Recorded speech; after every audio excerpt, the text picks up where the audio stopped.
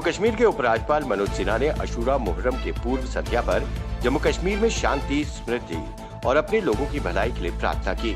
उन्होंने अपने संदेश में कहा कि हजरत इमाम हुसैन और उनके साथियों ने सच्चाई, न्याय और धार्मिकता के मूल्यों को बनाए रखने के लिए अपने जीवन का बलिदान दिया। उन्होंने कहा कि उनकी शहादत हमें मानवीय गरिमा और नैतिकता के उच्च सिद्धांतों की याद दिलाती है।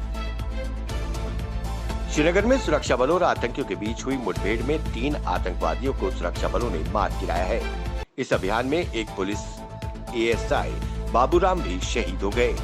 श्रीनगर में मारे गए आतंकियों की पहचान साकिब अहमद खांडे, उमर तारिक भट्ट और जुबैर अहमद शेख के रूप में हुई है। मारे गए आतंकियों के पास से एक AK-47 और 2 मैगजीन बरामद हुई है। कश्मीर घाटी में आतंकवादियों के खिलाफ चल रहे सफल ऑपरेशन में सुरक्षा बलों को बड़ी कामयाबी मिल रही है।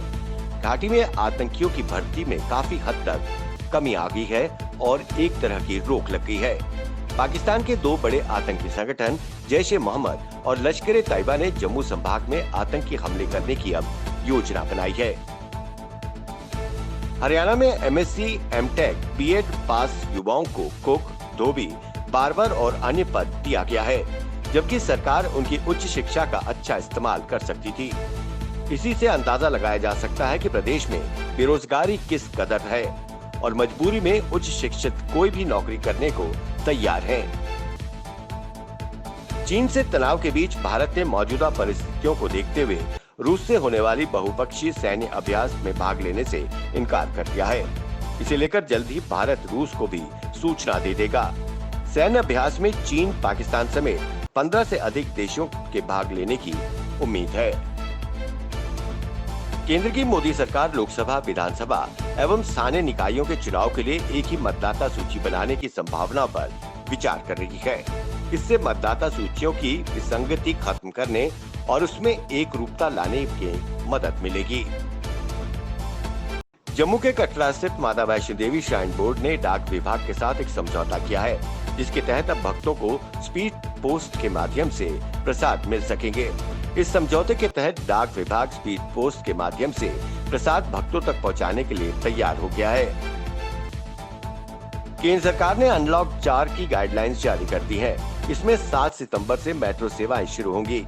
वहीं सरकार द्वारा जारी दिशा निर्देशों के अनुसार 30 सितंबर तक स्कूल, कॉलेज बंद रहेंगे।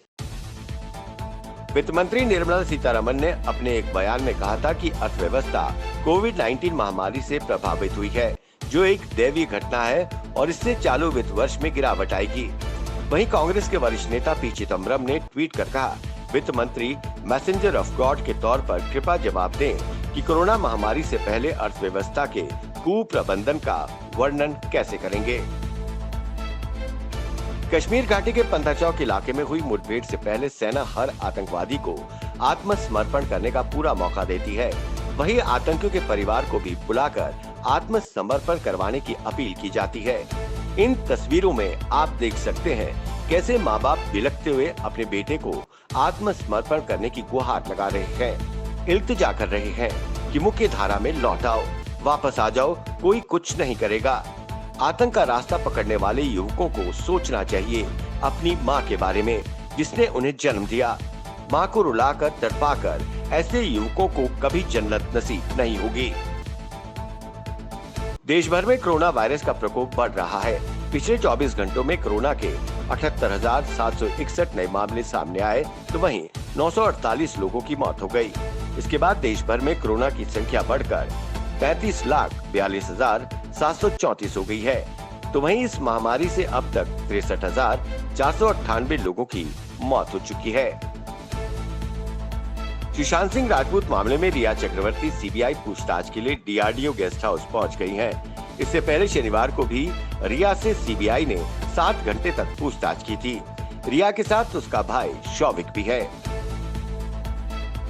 कश्मीर घाटी के जिला बडगाम की दलवान की सड़क की हालत बहुत दयनीय है। सड़क पूरी तरह टूटी फूटी, उबड़ खाबड़ है।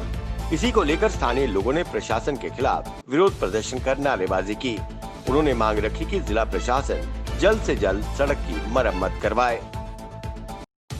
प्रधानमंत्री नरेंद्र मोदी ने अपने रेडियो कार्यक्रम मन की बात के जरिए देशवासियों को संबोधित किया। उन्होंने कहा कि देश में हो रहे हर आयोजन में जिस तरह का संयम और सादगी इस बार देखी जा रही है वो अभूतपूर्व है। हमारे पर्व और पर्यावरण इन दोनों के बीच गहरा नाता है। वहीं उन्होंने कहा कि कोरोना काल में एक साथ कई मोर्चों पर देश लड़ रहा है।